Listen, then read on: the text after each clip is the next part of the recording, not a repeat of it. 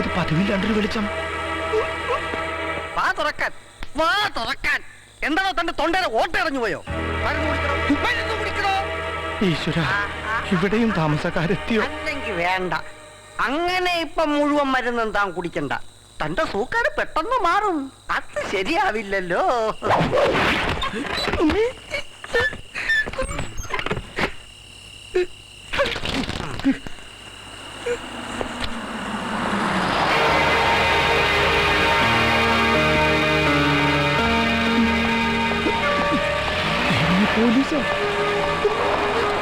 ചന്ദ്ര, അച്ഛന് മരുന്ന് കൊടുത്തല്ലോ അല്ലേ? ഇതാണ് എനിക്ക് പിടിക്കാത്തത്. ഞാനിത് മുടക്കോ? സോറി അച്ഛാ, ഇത്തിരി ലേറ്റായി. ജോയിൻ ചെയ്ത് നേരെ ഇങ്ങോട്ട് വരണമെന്ന് വിചാരിച്ചതാ. അപ്പോഴേക്കും വന്നു ഓരോ മാരണങ്ങള്. പക്ഷെ ഇന്ന് ശരിക്കും അച്ഛന്റെ മോളുടെ ദിവസമായിരുന്നു. The day of inspector Sreerekha. അപ്പൊ ഇന്ന് മുതൽ കള്ളന് കാവല് പോലീസായി നർത്തം. സ്റ്റേഷനിൽ ആദ്യത്തെ വിസിറ്റർ ആരാണെന്ന് അറിയോ? പഴയ പണിക്കര് സാറ്. എന്റെ കണ്ണു വല്ലതും കണ്ടാവോ? അയാൾക്കൊരു മകനുണ്ടായിരുന്നില്ലേ അച്ഛാ? അയാൾ ഇവിടുത്തെ സ്റ്റേഷനിലേക്ക് സ്ഥലം മാറി വരുന്നു. With promotion, CI. വേണ്ട രീതിയിൽ ഫേവർ ചെയ്ത് നിന്നില്ലെങ്കിൽ സ്വസ്ഥമായിട്ട് ജോലി ചെയ്യാൻ പറ്റില്ല എന്ന ഭീഷണി. ഞാൻ ഇറങ്ങി പോവാൻ പറഞ്ഞു. അത് കലക്കി. എന്നിട്ടായിരുന്നു റിയൽ പെർഫോമൻസ്. ആണ്ടവന്റെ ഒളിത്താവളം ഉണ്ടല്ലോ ചേരി, അവിടെ ഒരു റെയ്ഡ്. ആണ്ടവന്റെ ശരിക്കുള്ള താവളത്തിലെ മോളെ നീ ഇപ്പൊ കയറി കഞ്ഞി വെക്കുന്നത്? അച്ഛൻ നോക്കിക്കോ, ഒരു കാര്യം ഉറപ്പാ, അവൻ എവിടെ കയറി ഒളിച്ചാലും ഒരു ദിവസം എന്റെ കയ്യിൽ പെടും. പെടും, നീ പെടാപ്പാട് പെടും. ഞാൻ ഈ വീടിന്റെ മോളിൽ തന്നെ ഉണ്ട് മോളെ. എന്റെ ആദ്യ ദിവസം ഞാൻ മോശമാക്കിയില്ലല്ലോ ഗംഗാധരൻ പോലീസ്. ഇന്ന് പൗഡർ ഇട്ടില്ലേ ചന്ദ്ര? അച്ഛന്റെ പുറത്ത് പൗഡർ ഇട്ടില്ലേന്ന് മറന്നു. ഒരു കാര്യം വൃത്തിയായിട്ട് ചെയ്യില്ല. ഇങ്ങോട്ട് വരാൻ പതുക്കെ.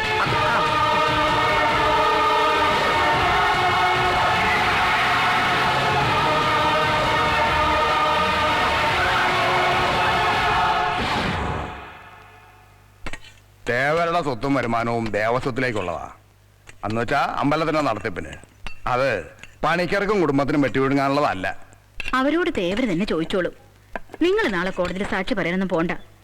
ഇനി അതിന്റെ പേരിൽ ഈ വീട്ടിനോട് ഇറങ്ങി പോകേണ്ടി വരും. ആയിക്കോട്ടെ ഭവാനി, കടത്തിനെ കിടന്ന് ഉറങ്ങിയാലും വേണ്ടില്ല.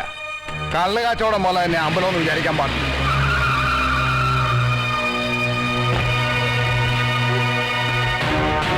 സ്റ്റേഷനിലേക്ക് കൊത്തിക്കൊത്തി നീ അമ്പലത്തിൽ കയറി കൊത്താൻ തുടങ്ങിയല്ലടാ. സാർ എന്തായി പറയുന്നേ? ആഹാ, പൊട്ടം കളിക്കാ.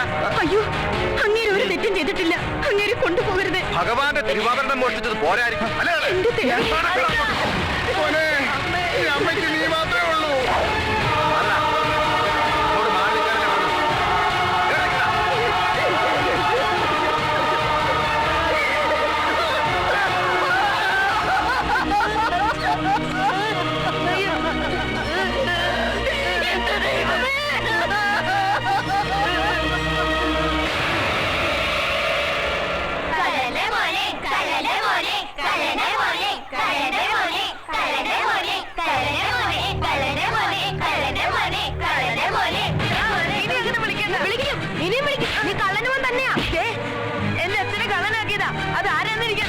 എന്റെ അച്ഛന്റെ അവതാരത്തിൽ പഠിക്കുകയും താമസിക്കുകയും ചെയ്തിട്ട് നീ എങ്ങനെ വലിയ ആളാണ്ടട്ടാ കള്ളന്റെ മോനെ.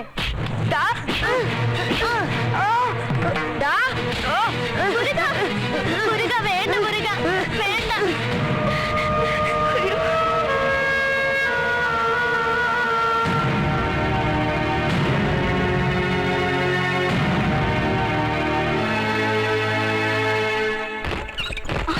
മൊട്ടയെന്ന് വിരിഞ്ഞില്ല, അപ്പോഴേക്കും തന്തയുടെ പണി തുടങ്ങി. അല്ലടാ നായിന്റെ മോനെ. എന്താ സാറേ ഈ കാണിക്കുന്നത്? എന്റെ മോൻ എന്ത് തെറ്റാ ചെയ്തത്? ആഹാ, അത് ശരി. അപ്പൊ മോന്റെ കുളവധികാരമൊന്നും അറിഞ്ഞില്ല. എവിടെയാ സ്കൂൾ ബാഗ്?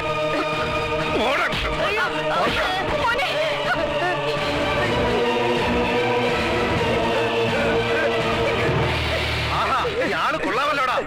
ഇതെവിടുന്നാടാ? എനിക്കറിയില്ല അമ്മേ. പണിക്കരുടെ മോന്റെ മാലയായത്. ഇത് മോൻ കെട്ടതോ അതോ തന്ത ചട്ടത് കൊണ്ട് മോനെ കൊണ്ട് കട്ടടിപ്പിച്ചതോ?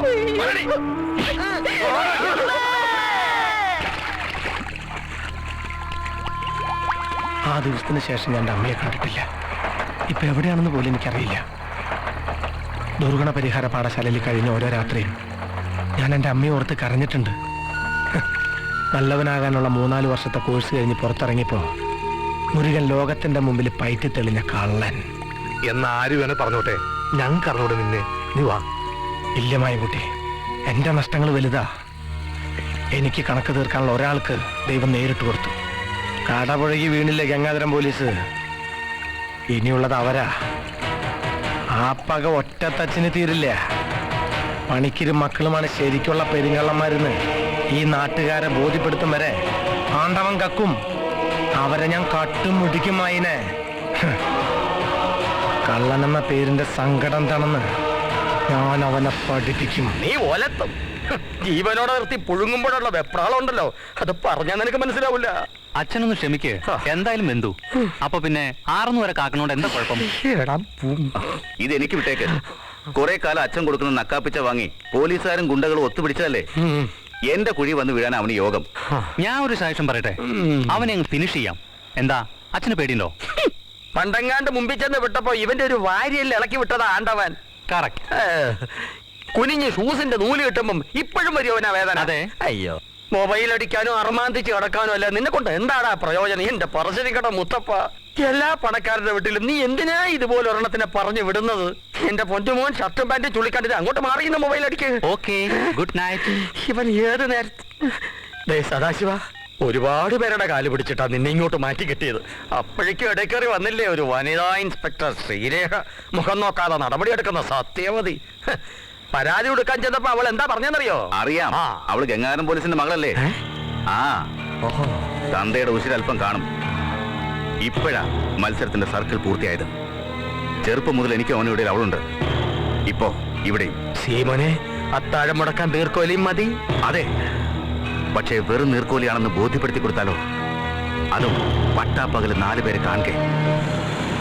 ശരി സർ. മാഡം, ഗീതാ തിയേറ്ററിൽ ഷോ നടത്താൻ ആരൊക്കെ സമ്മതിക്കില്ല എന്ന് പരാതിയുണ്ട്. കമോൺ. എന്താ പ്രശ്നം? 50 ഫ്രീ ടിക്കറ്റ് ചോദിച്ചു. പറ്റില്ല എന്ന് പറഞ്ഞപ്പോ മാനേജർ തല്ലു. ഇപ്പൊ ആർക്ക് ടിക്കറ്റ് കൊടുക്കണമെന്ന് പറഞ്ഞ് കൗണ്ടറിന് മുമ്പിൽ ഇരിക്കുക.